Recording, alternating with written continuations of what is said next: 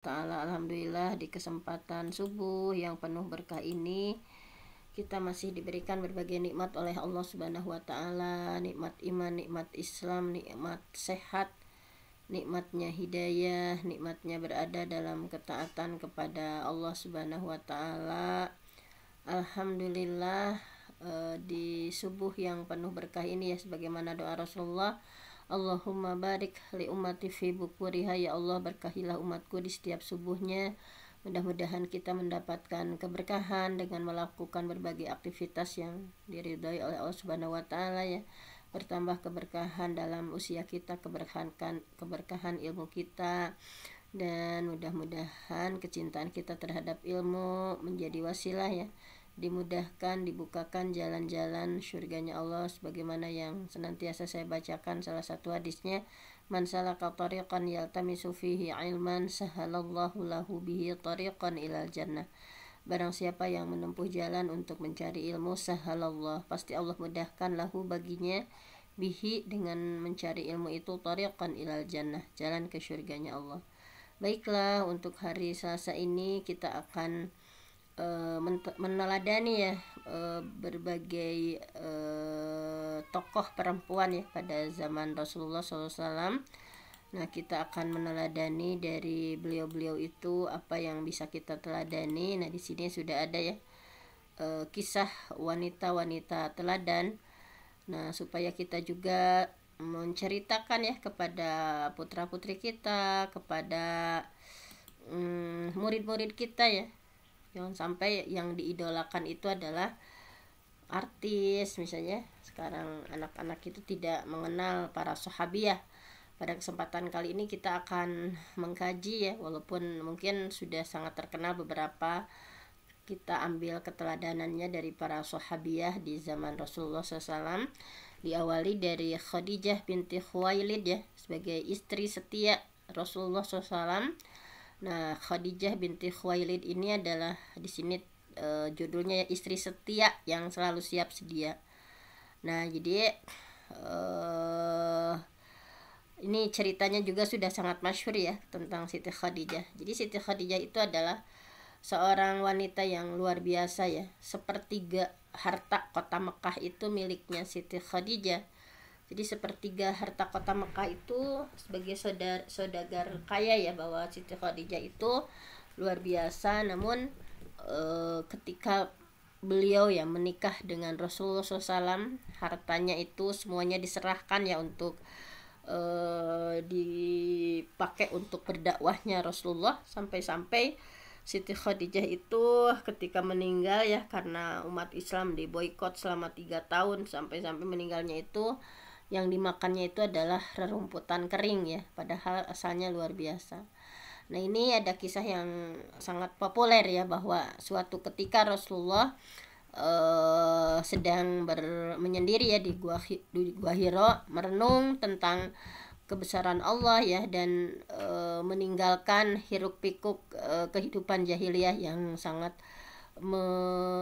menyedihkan Rasulullah ya, dengan berbagai kejahatan di sana, perzinahan, merajalela, mabuk dan sebagainya. Nah, sehingga Rasulullah merenung di gua Hira gitu ya. Kemudian setelah Rasulullah beruzlah, suatu hari datang malaikat Jibril ya, menurunkan wahyu pertama, dan berkali-kali malaikat Jibril memeluk ya dengan kuat dan menyuruh kepada Rasulullah, Iqra ya, bacalah. Kemudian Rasulullah menjawab, ma ana biqari'in, aku tidak bisa baca ya, sampai 3 kali ya memeluk. Kemudian menyuruh Iqra, Rasulullah tetap ma ana biqari'in, aku tidak bisa baca. Sehingga turun ya surah yang sangat terkenal ya, surah Al-Alaq ayat 1 sampai 5. Iqra bismi rabbikal ladzi khalaqal insana min 'alaq, Iqra wa rabbukal akram alladzi 'allama bil qalam 'allamal insana ma lam ya'lam.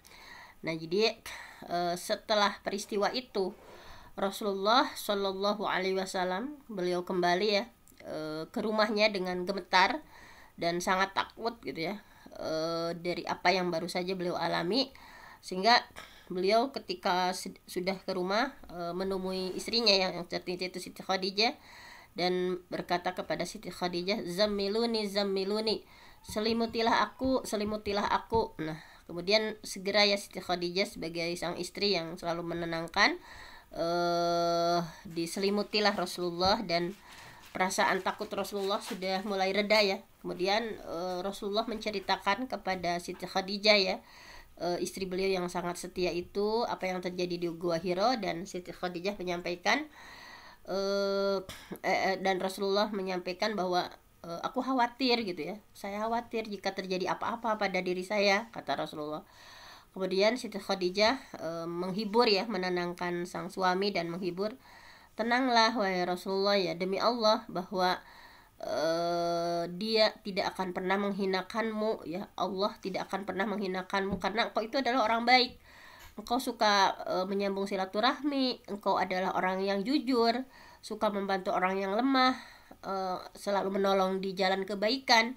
Nah, kemudian Siti Khadijah mengajak Rasulullah ya ke rumah pamannya, yaitu Waraqah bin Naufal, yang sudah tua gitu ya, yang buta gitu ya, yang sangat paham terhadap isi kitab Taurat dan Injil. Dan Siti Khadijah menceritakan ya apa yang terjadi terhadap Rasulullah. Kemudian mendengar hal itu, Waraqah sangat gembira gitu ya.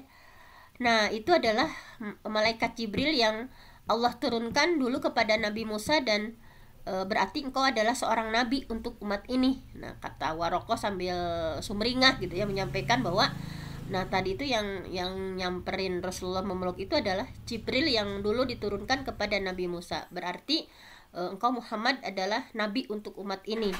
Nah, kemudian Siti Khadijah ya, yang sebagai istri yang teladan, merupakan penolong utama Rasulullah, beliau membela Rasulullah dengan jiwanya, dengan hartanya, dan beliau yang pertama kali beriman, membenarkan dakwah Rasulullah, dan sangat merasakan berat dan pedihnya tantangan dakwah yang dialami oleh Rasulullah SAW.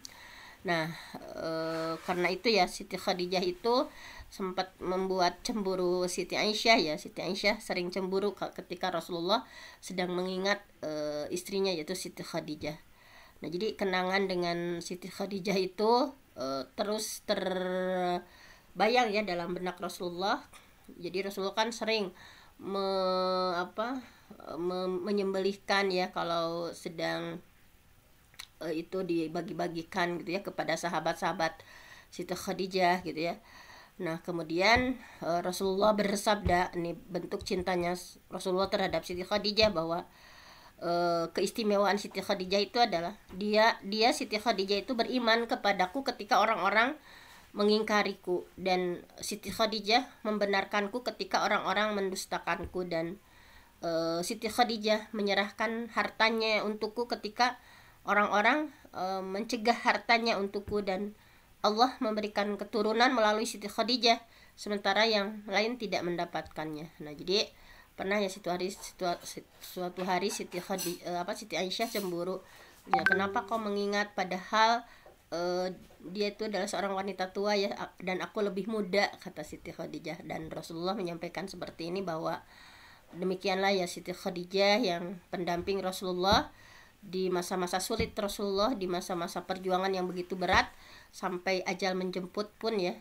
seperti itu keadaan Siti Khadijah ya, bahwa intinya semasa Siti Khadijah hidup, Rasulullah tidak menikah dengan perempuan lain gitu ya selain dengan Siti Khadijah. Nah, kemudian kita belajar dari Ummu Sulaim. Ummu Sulaim itu atau namanya Rumaiso binti Milhan ya. Bagaimana ketabahan dari Ummu Sulaim, bahwa Ummu Sulaim ini luar biasa sekali ya. Ketika ditimpa musibah yang begitu berat ya, ditinggalkan wafat oleh putranya ya, tetapi Ummu Sulaim luar biasa menyikapinya ya. Ummu Sulaim itu adalah istri dari Abu Thalhah. Nah, bahwa suatu hari putranya Abu Thalhah ya sakit gitu ya. Abu Thalhah itu suaminya Ummu Sulaim. Suatu hari putranya sakit, namun karena ada suatu keperluan yang penting ya, yang mendesak, Abu Thalhah pergi. Nah, qadarullah, ketika Abu Thalhah pergi, kemudian sang anak meninggal, sehingga diuruslah ya jenazah putranya itu dan dikuburkan tanpa ada sang bapak gitu ya. Dan Ummu Sulaim dengan ketegarannya berpesan kepada keluarganya supaya jangan beritahu Rasul gitu ya, biarkan saya yang akan menyampaikan kepada Rasulullah. Nah setelah beberapa hari Abu Tolha pulang ya, malam-malam gitu pulangnya. Nah kemudian karena tak sakit kan sebelumnya, jadi dia nanya gimana kabar anak kita gitu ya, sudah tidak sabar ingin tahu tentang keadaan putranya gitu ya. Kemudian gimana jawaban Ummu Sulaim, dia sekarang lebih tenang dibanding sebelumnya. Jadi subhanallah ya, sebagai seorang istri dia sekarang lebih tenang dibanding sebelumnya. Dan Ummu Sulaim tidak memperlihatkan raut sedih, tetapi beliau berdandan ya di malam itu dengan dandanan yang ya memikat gitu ya untuk suaminya. Kemudian melayani suaminya untuk makan, kemudian setelah makan ya kemudian berhubungan suami istri ya, dan melayani suaminya gitu ya. Kemudian setelah itu Ummu Sulaim nanya kepada suaminya. Jadi setelah makan, kemudian memberikan layanan ya kepada suaminya gitu ya, dan melakukan hubungan suami istri menenangkan. Nah, kemudian Ummu Sulaim bertanya kepada suaminya, wahai suamiku ya, apa pendapatmu ketika ada seseorang yang meminjamkan sesuatu kepada orang lain, kemudian suatu saat orang itu ingin mengambil lagi gitu ya apa yang dipinjamkan itu. Apakah layak orang yang dipinjamkan untuk mencegahnya? Nah, jadi beliau mengkiaskan bahwa putranya itu adalah pinjaman dari Allah atau amanah, titipan dari Allah. Kemudian beliau menanyakan seperti itu. Jadi kalau ada suatu kaum yang menitip atau meminjamkan ya, kemudian suatu saat dia akan mengambilkannya lagi, apakah kita boleh mencegah misalnya dari yang mengambilnya? Nah, kemudian Abu Tolha menjawab dengan tegas ya, tentu saja nggak boleh gitu ya, sesuatu yang pinjaman itu harus dikembalikan gitu. Kemudian baru si Ummu Sulaim menyampaikan bahwa nah demikianlah anakmu itu sudah meninggal dunia gitu, bahwa anak itu kan titipan dari Allah ya, ketika Allah ambil kembali maka kita harus bersabar atau bersabar dengan takdir Allah. Nah kemudian Abu Tolha itu ya dia terkejut gitu ya, kenapa kamu baru cerita sekarang gitu ya kan, sehingga beliau mengadukan hal itu kepada Rasulullah. Nah jadi pas pagi-paginya Abu Tolha mendatangi Rasulullah ya untuk mengadukan ya perlakuan istrinya. Kemudian Rasulullah bertanya kembali, apakah di malam itu kalian sempat melakukan hubungan suami istri? Kemudian Abu Tolha menjawab iya gitu ya. Nah kemudian Rasulullah mendoakan, Allahumma barik lakuma ya Allah, berkahilah untuk kalian berdua. Nah itu jadi Rasulullah mendoakan ya, Allahumma barik, semoga Allah memberkahi malam kalian itu gitu ya. Kemudian ternyata Rasulullah ya meridhoi apa yang dilakukan oleh Ummu Sulaim gitu ya, yang begitu tabah kita menghadapi cobaan. Kalau kita mungkin sebagai istri ketika dicoba seperti itu tidak akan setegar itu ya, bahwa sehingga beliau mendoakan keberkahan pada malam khusus mereka itu. Dan ternyata berkah dari doa Rasulullah SAW, Ummu Sulaim hamil ya, dari Ummu Sulaim hamil, kemudian setelah melahirkan putranya diberi nama Abdullah, dan dari Abdullah ini diriwayatkan punya 9 putra ya, 9 anak, semuanya hafiz Quran. Ini adalah berkah dari sebuah kesabaran, Allah ganti dengan berlipat gitu ya. Nah selanjutnya kita meneladani dari seorang gadis penjual susu ya, ini sangat terkenal sekali ya itunya ceritanya, bahwa sekarang ini di zaman yang banyak orang-orang yang tidak peduli mana halal mana haram ya, walaupun sudah kaya raya kadang tidak peduli juga, yang terpenting bagaimana menghasilkan uang sebanyak-banyaknya. Nah, kita belajar dari seorang gadis penjual susu ya di masa Umar bin Khattab. Nah, jadi pada masa Umar bin Khattab sebagai khalifah ya, sebagai presiden lah ya Umar saat itu. Jadi saat itu kalau jadi presiden itu bukan hanya duduk diam di istana, tetapi Umar itu keliling setiap malam, itu keliling gitu ya, keliling, barangkali ada warganya yang kelaparan, ada warganya yang seperti apa. Nah jadi suatu malam Umar bin Khattab itu di apa sama pembantu beliau ya, Aslam, berjalan menyusuri kota Madinah ya, mengamati keadaan penduduk sekitar. Kemudian saat itu Umar lelah ya, dan istirahat di pinggir sebuah rumah. Nah kemudian setelah keduanya beristirahat ya, Umar dan Aslam itu istirahat, tiba-tiba terdengar ada seorang perempuan tua ya, seorang nenek dari balik rumah yang menyuruh anak gadisnya untuk mencampurkan susu. Jadi susunya itu dicampur dengan air sebelum dijual kepada orang-orang. Jadi terdengar suatu percakapan ya, misalnya, nak, sebelum dijual susunya itu harus dicampur dengan air ya supaya lebih banyak.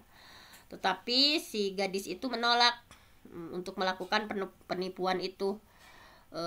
Wahai nenek gitu ya, kan sungguh Amirul Mukminin Umar bin Khattab sudah melarang kita untuk mencampur susu dengan air. Bahkan ya Khalifah sampai mengutus pegawainya untuk memberitahu masyarakat bahwa tidak boleh ketika menjual itu susu dicampur air. Dengan penuh kelembutan ya si gadis itu menyampaikan kepada sang nenek. Kemudian sang nenek nanya, Umarnya juga nggak ada gitu ya, emangnya mana Umar gitu kan, dia nggak akan melihat kita, kata si nenek. Kemudian jawab si gadis itu, jika Umar tidak melihat kita maka Allah pasti melihat kita gitu ya. Wahai nenek, apakah kita itu hanya akan taat kepada Amirul Mukminin di depannya saja gitu, tetapi ketika di belakangnya kita membangkang, tegas si gadis itu ya. Nah kemudian Umar bin Khattab sangat gembira ya ketika mendengar ucapan gadis tadi, bahwa beliau sangat kagum ya dengan ketauhidan, keimanan, dan begitu amanahnya ya si gadis tadi, dan meminta pengawalnya untuk memberi tanda pada rumah, pintu rumah tadi ya, dikasih tanda.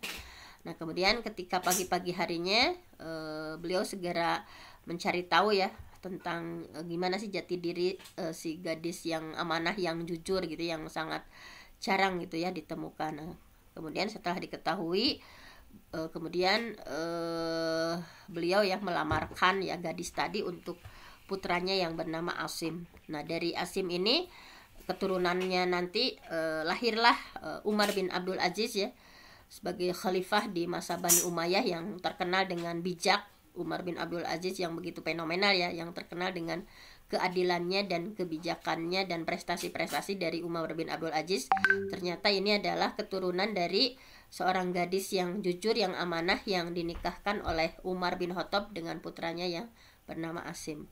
Nah ini kita juga belajar dari Sofiyah binti Abdul Muthalib. Nah jadi begitu di sini topiknya itu adalah kita belajar dari keimanan sejati yang membuat Sofiyah tidak gentar ya, tidak takut mati gitu. Nah kan biasanya perempuan itu identik dengan lembut gitu ya, tidak dengan tegas dan kuat. Apalagi nah ini subhanallah kita belajar dari Sofiyah binti Abdul Muthalib bahwa suatu malam ya, ketika peristiwa perang Parit atau perang Ahzab ya, kan sangat mencekam. Jadi para perempuan dan anak-anak di kota Madinah ya, mereka dikumpulkan di sebuah tempat perlindungan ya, karena kan suami-suami dan bapak mereka sedang berada di perbatasan kota Madinah. Jadi para suami, para laki-laki sedang menjaga serbuan ratusan ribu musuh ya, yaitu pada perang Ahzab yang terhalang oleh parit yang digali oleh kaum muslimin. Nah kemudian dari kejauhan ya, ada seorang laki-laki yang mengendap-endap ya di kegelapan malam. Ternyata itu adalah yang diutus oleh kaum Yahudi dari golongan Bani Quraidah untuk mengetahui apakah tempat perlindungan umat muslim itu dijaga ketat atau enggak gitu ya, karena mereka ingin mengambil kesempatan nih, kalau tidak dijaga oleh para laki-laki mereka akan menodai kehormatan para perempuan ya. Nah kemudian kedatangan, nah setelah laki-laki itu mengendap-endap ya, diketahuilah oleh Sofiyah binti Abdul Muthalib, yaitu bibinya Rasulullah SAW. Nah sehingga Sofiyah sangat gelisah ya melihat gelagat laki-laki tadi ya, karena biasanya memang pengalaman selama itu gitu ya, bahwa orang Yahudi itu memang nggak pernah bisa dipercaya gitu. Kemudian Sofiyah membuat strategi ya, dia tidak tinggal diam walaupun sebagai seorang perempuan. Dia usir rasa takutnya, kemudian dan dia meyakini bahwa si Yahudi laknatullah tadi kalau dibiarkan berbuat sesukanya maka akan muncul ya bencana besar yang akan menimpa para kaum muslimin, para perempuan muslimah. Nah karena kan para laki-lakinya sedang sibuk menjaga di perbatasan kota Madinah.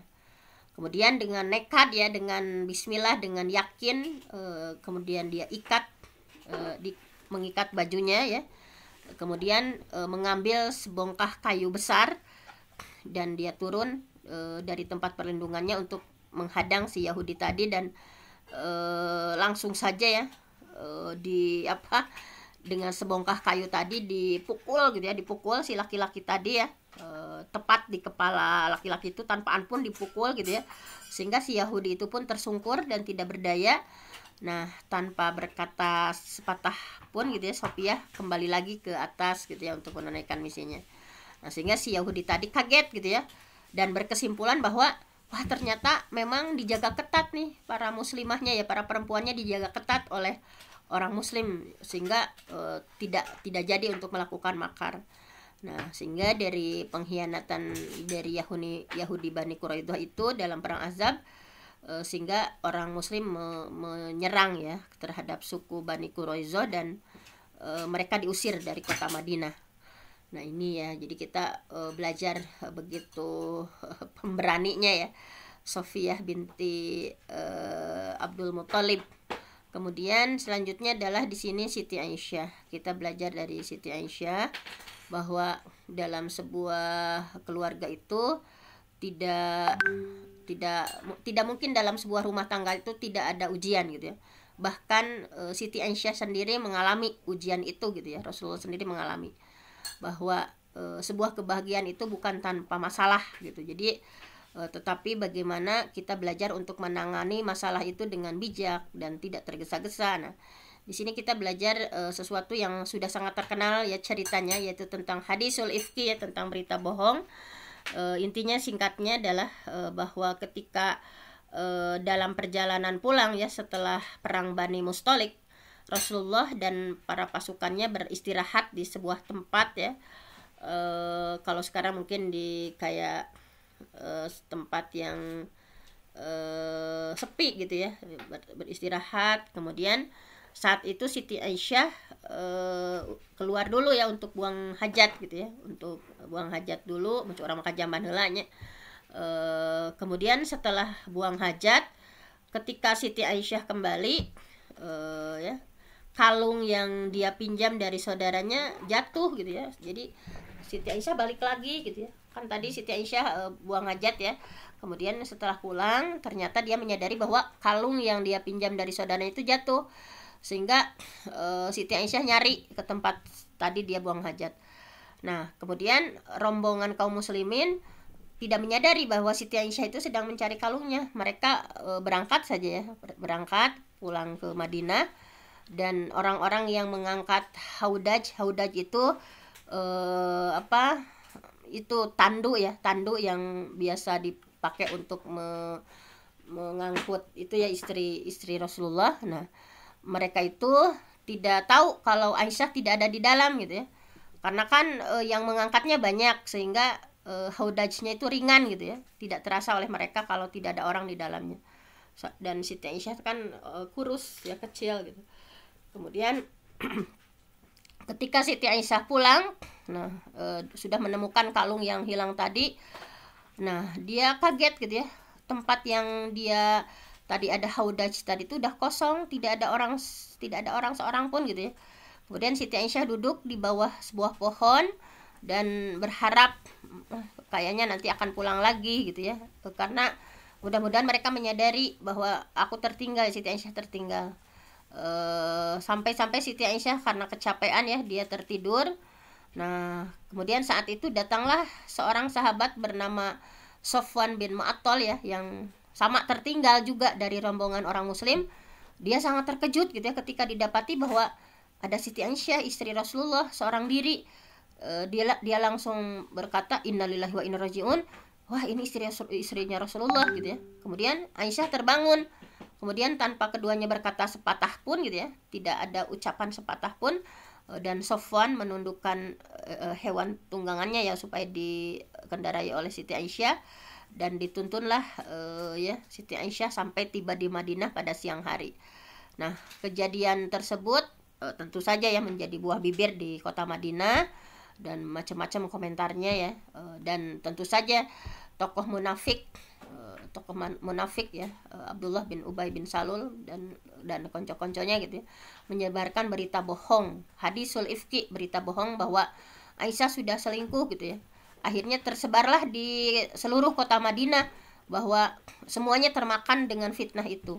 Nah, untuk setelah mengetahui hal itu Rasulullah diam, tidak berbicara. Kemudian beliau mengumpulkan para sahabatnya dan minta pendapat dari para sahabat. Saat itu Ali bin Abi Thalib secara kiasan menyarankan supaya Rasulullah menceraikan Siti Aisyah. Sementara Usama dan lain-lainnya ya mengusulkan kepada Rasulullah supaya tetap mempertahankan Siti Aisyah dan jangan terpengaruh dengan fitnah dari musuh. Nah, adapun Siti Aisyah sendiri karena sepulang dari sana itu beliau sakit selama 1 bulan ya, 1 bulan, sehingga tidak tahu menahu tentang ada berita miring itu ya. Siti Aisyah karena sakit selama 1 bulan tidak tahu ada berita tentang itu. Hanya saja dia juga sempat curiga karena Rasulullah tidak seperti biasanya ya, tidak lembut seperti biasanya yang ketika sakit bagaimana Rasulullah mengurus Siti Aisyah. Nah, kemudian Ummu Mistah ya menceritakan kepada Siti Aisyah tentang ada berita seperti itu, dan Siti Aisyah mendatangi Rasulullah SAW dan mohon izin untuk pulang dulu ya ke rumah orang tuanya, kepada Abu Bakar, karena Aisyah tidak sangat sedih gitu ya. Sampai 2 malam beliau terus menangis, setelah tahu ya terus menangis sampai matanya tidak bisa terpejam gitu. Akhirnya setelah hal ini berlalu ya, dan kemudian Rasulullah alhamdulillah mendapatkan wahyu dari Allah ya, yang menyatakan bahwa Siti Aisyah itu bebas dari tuduhan itu gitu ya. Siti Aisyah itu tidak melakukan seperti yang difitnahkan oleh orang-orang. Itu dalam Quran surah An-Nur ya, Allah membebaskan atau menceritakan bahwa Siti Aisyah itu suci, bersih gitu ya. Innalladzina ja'u bil ifki, sesungguhnya orang-orang yang membawa berita bohong, bil ifki usbatun minkum, itu adalah golongan dari kamu juga Muhammad gitu ya. La tahsabuhu syarrol lakum, jangan kamu mengira bahwa berita bohong buruk itu bagi kamu bahkan ia adalah baik bagi kamu. Bal huwa khairul lakum likulli imri'im maktasaba minal ism, bahwa tiap-tiap seorang dari mereka itu mendapat balasan dari dosa yang dikerjakan. Walladzi tawalla kibrahu minhum lahu azabun azim, dan siapa di antara mereka yang mengambil bagian besar dalam penyiaran berita bohong itu pasti akan mendapatkan azab yang besar. Jadi sehingga Rasulullah sangat bahagia ya mendapatkan wahyu itu, dan beliau pun segera menyampaikannya kepada Siti Aisyah, dan ini terkenal dengan hadisul ifki. Nah, ini ya bahwa bagaimana Siti Aisyah gitu ya, sabar gitu ya. Kemudian selanjutnya ya, ini kita belajar dari seorang perempuan hitam ya, perempuan hitam. Jadi Saudah itu artinya hitam ya. Saudah itu perempuan hitam. Nah, di sini kita belajar dari Saudah. Nah, beliau sangat sabar sekali gitu ya. Nah, di sini Abu Hurairah menyampaikan bahwa suatu hari ketika kami semuanya berada di sisi Abdullah bin Abbas, nah, beliau berkata bahwa mau nggak kalian aku beritahu ada perempuan calon penghuni surga. Jadi Rasulullah menyampaikan ya ketika bersama Ibnu Abbas, mau nggak kalian aku beritahu ada perempuan calon penghuni surga. Tentu saja para sahabat Jawab, tentu saja jawab Rasulullah ya. Kemudian beliau menyampaikan seorang yang calon penghuni surga itu adalah seorang perempuan berwarna kulit hitam yang datang menghadap Rasulullah dan menyampaikan.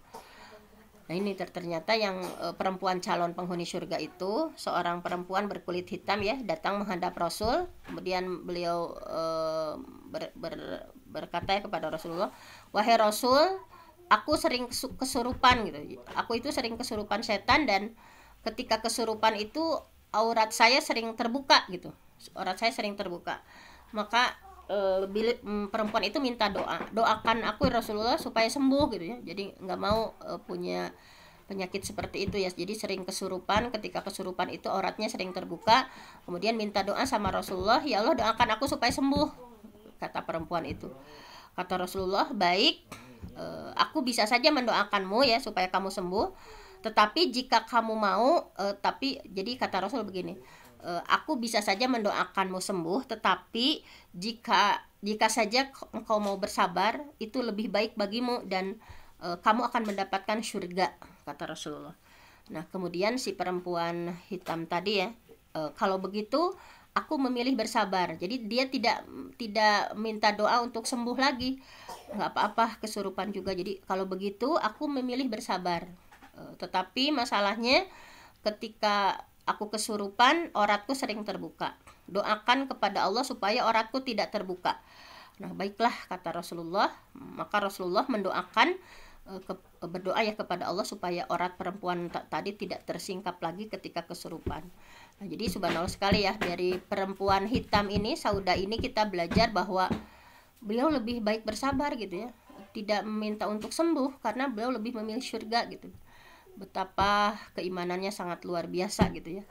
Nah kemudian yang terakhir ya, karena ini udah waktu jam itu, terakhir ini tanggung nih, kita belajar dari sahabiah Ummu Salamah ya, bahwa dari Ummu Salamah ini, bahwa pada tahun ke-6 Hijriah Rasulullah dengan para sahabat berencana ingin umroh ya. Jadi tahun ke-6 Hijriah ingin umroh.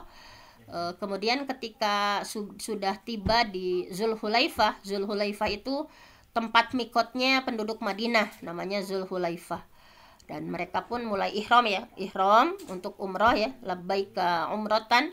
Setelah itu mereka berlanjut perjalanan menuju Mekah. Tapi ketika di Hudaybiyah ya, Hudaybiyah itu sebuah tempat beberapa kilometer saja dari Mekah ya. Nah, rencana mereka itu terhalang oleh orang musyrikin Makkah.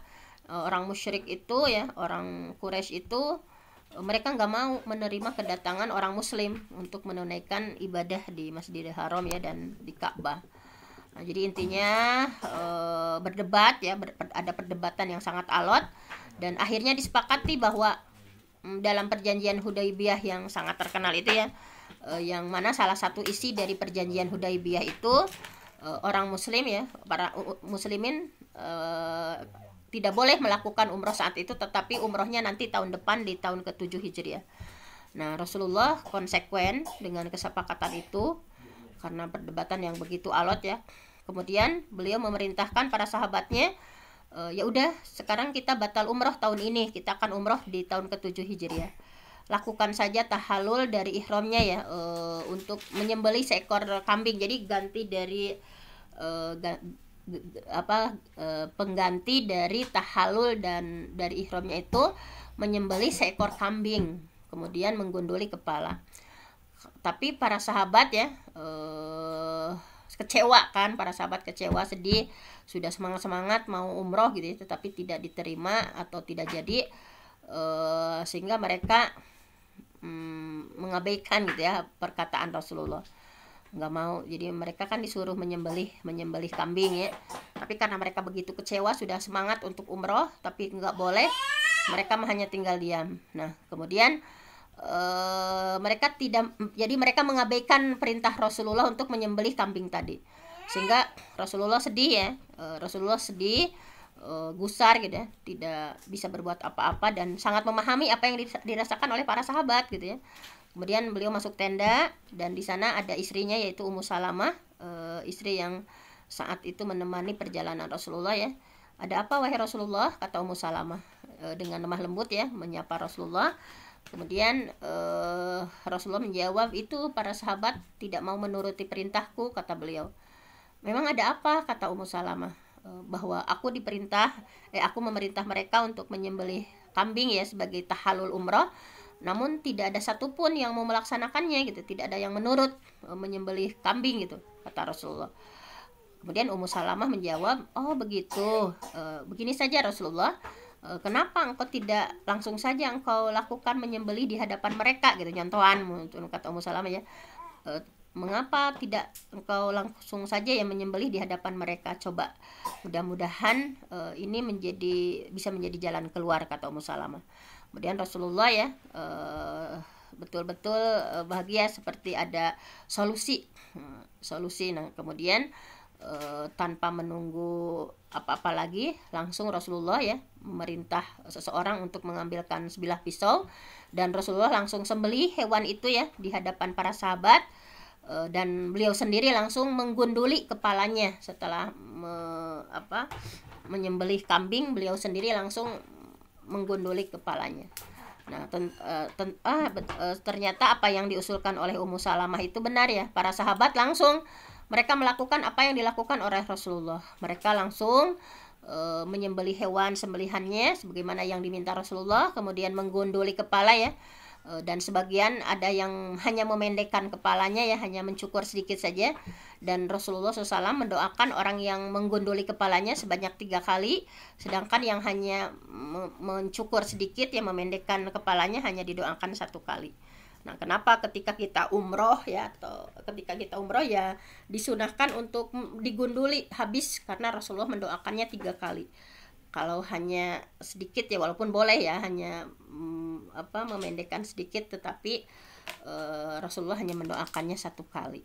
Nah, inilah para sahabiah ya. Nah, kemudian kita nanti juga akan di sini masih banyak ya, dari Fatimah binti Rasulullah, dari masih banyak para sahabiah yang lain, tetapi karena waktu ya, mudah-mudahan para sahabiah itu memberikan inspirasi kepada kita tadi ya, dengan berbagai keistimewaan dari masing-masing sahabiah ini. Mudah-mudahan ada teladan untuk kita semua, bagaimana kita ya tadi belajar dari Saudah ya, yang lebih memilih untuk tetap sakit nggak apa-apa gitu ya, tidak meminta untuk sembuh, tetapi hanya dimintakan untuk Allah menutup auratnya ketika beliau kesurupan gitu ya.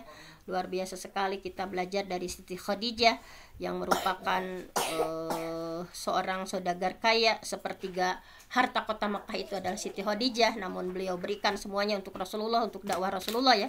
Sampai ketika meninggal Siti Khadijah itu hanya memakan rumputan saja. Nah, kita belajar dari para sahabiah ini, mudah-mudahan ada sesuatu yang bisa menjadi insight untuk kita semua. Saya mohon ampun sama Allah, yang benar datangnya dari Allah, yang salah dari saya sendiri. Aku qauli hadza wa astaghfirullah li wa lakum.